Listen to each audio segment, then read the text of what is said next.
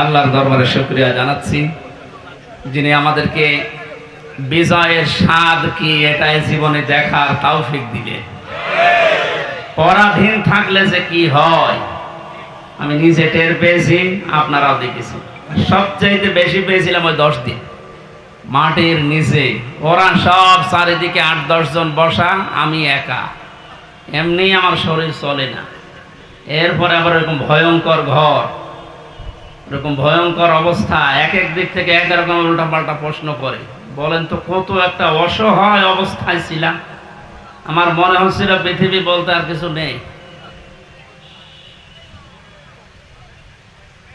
11টা ঘন্টা আমার এই হাতের ভেতরে যে হ্যান্ডকাপ দিয়ে, ওটা ছাতা লাগালে এমনি কেটে যায়।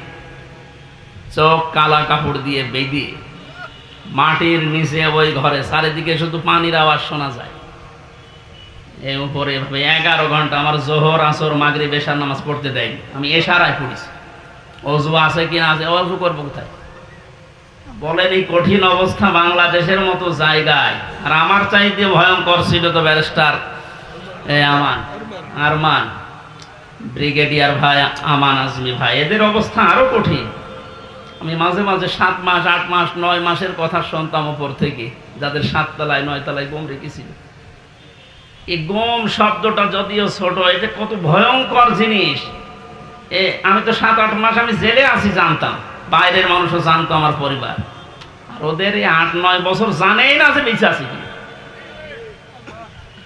আমারও গমের মতোই রেখেছিল, কারণ আমার কোনো যোগাযোগ ছিল না, বিচ্ছিন্ন। মার্ডার করে গেছে সে 2 দিন পরে, 7 দিন পরে মোবাইলে কথা বলতে পারে বাড়িতে যে আমি আছি। আর আমার 8 মাস হয়ে গেছে, আমি জানি না যে বাইরে কেউ আছে কিনা। কারারক্ষীর কাছে একটু চিরকুট লিখে দিলে ওই যাবে, আসবে, তারপরের দিন তার ডিউটি পড়বে, বাড়িতে যাবে, বাড়ি থেকে সংবাদ আসবে, সে আসতে আসতে মনে হয় সংবাদ বাসি হয়ে যায়। রিমান্ডে 10 দিন ছিলাম, আপনারা জানেন। 3টা বছর আমি যাই না ঘরের নাম শোনেন, ওই রকম জায়গায় ছিলাম। আমি আল্লাহর জন্য ওনাদেরকে ঘৃণা করছি এবং আপনাদেরকে ঘৃণা করার জন্য বলছি এই কারণে, কারণ এগুলো মানুষ না, মানুষ নামে এগুলো জানোয়ার। মানে শুধু নাম শুনি মনে করেন যে আয়না ঘর মানে চারিদিকে আয়না দেওয়া আছে। এতে কত বড় ভয়ঙ্কর মানবতার সাথে আমরা মানবতা বিরোধী অপরাধের বিচার করলাম। এই ঘরের সাথে যারা জড়িত A to Z প্রত্যেকটা মানবতা বিরোধী অপরাধে শামিল। এদের বিচার এখনই করা দরকার। আজকে একজন ওর সাথে জড়িত যে সর্বোচ্চ পর্যায়ে, তাদের ভেতরে একজন ধরা পড়েছে অলরেডি। আমরা বিচার চাই, ওর কোনো বিচার নেই। 8-10 বছর, 12 বছর, 14 বছর একটা মাটির নিচের ঘরে, এদিকে 1.5 হাত, এদিকে 1.5 হাত। আপনি কি মনে করেন জিন্দা কবর ওইটা?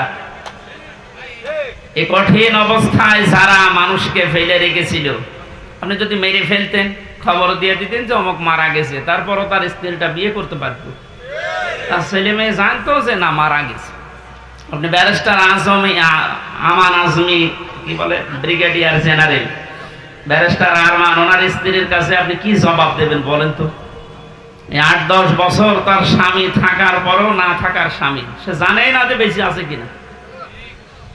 আজকে একটা ছবি ফেসবুকে সব পাশাপাশি ওনারা বসে আছে, দেখলাম, আমার কান্না চলে এসেছে যে মানুষ, এরপরও কিছু মানুষ জালেমদের পক্ষে এখনো পর্যন্ত সাফাই গাচ্ছে।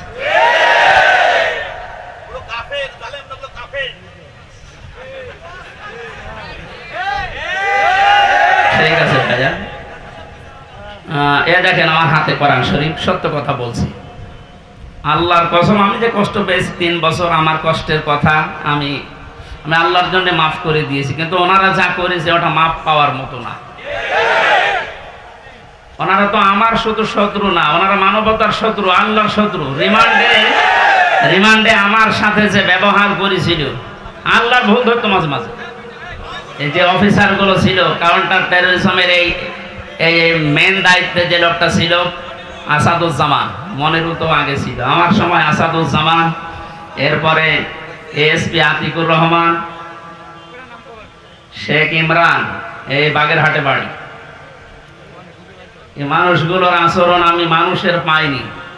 রিমান্ডে আপনি আমার মামলার কথা জিজ্ঞাসা করে, যে বিষয়ে আমাকে মামলা দেওয়া হয়েছে ওইগুলো বলেন যে আমি কিছু পারি কিনা দেখেন, না আল্লাহর ভুল ধরে যে আল্লাহর এই কাজটা করা ঠিক হয়নি।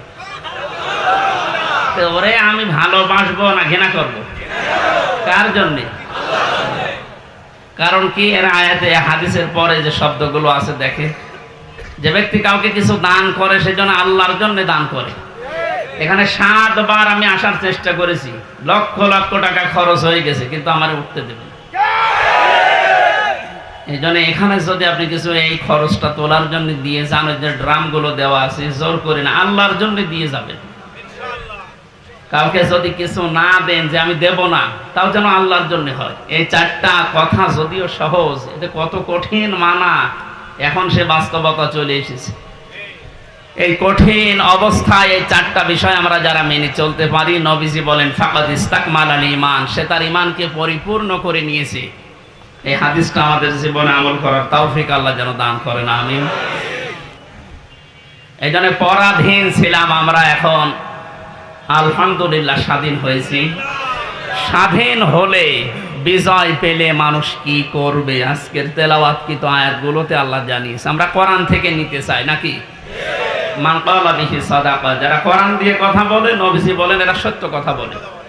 এই জন্য আমরা সত্য কথা শুনতে চাই এবং বলতে চাই কোরআন দিয়ে। ওমান আসতাকু মিনাল্লাহি কিলা, আল্লাহর চাইতে সত্য কথা কেউ বলে? আর ওমান হাকামা বিহি আদালা, যারা কোরআন দিয়ে বিচার করে এরা ন্যায় বিচার করতে পারে।